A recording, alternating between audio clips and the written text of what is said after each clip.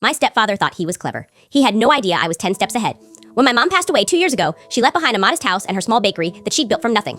In her will, everything was split evenly between me and my younger sister.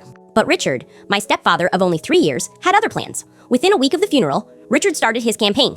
He convinced my sister that I was being greedy, that I didn't care about family, that I was just waiting to cash out. He painted himself as the grieving widow, the one who truly loved our mother. My sister, still processing her grief, believed every word. Then came the paperwork. Richard had somehow obtained power of attorney during Mom's final weeks in a hospital.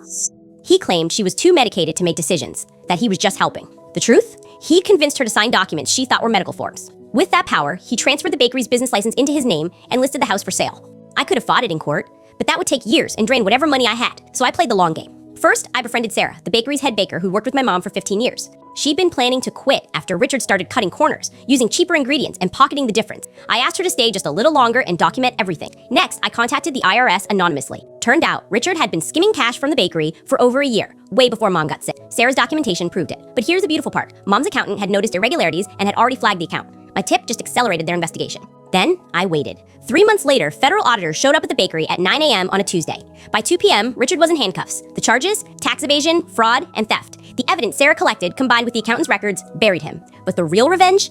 Because Richard had fraudulently obtained power of attorney and transferred assets illegally, every transaction he made was void. The house sale fell through. The bakery ownership reverted to the estate.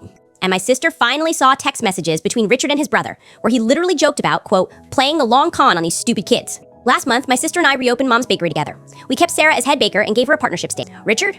He's serving 8 years for multiple counts of fraud. The judge wasn't sympathetic to someone who stole from his deceased wife's children. Sometimes, the best revenge isn't immediate. It's watching karma, with a little help, do its job perfectly.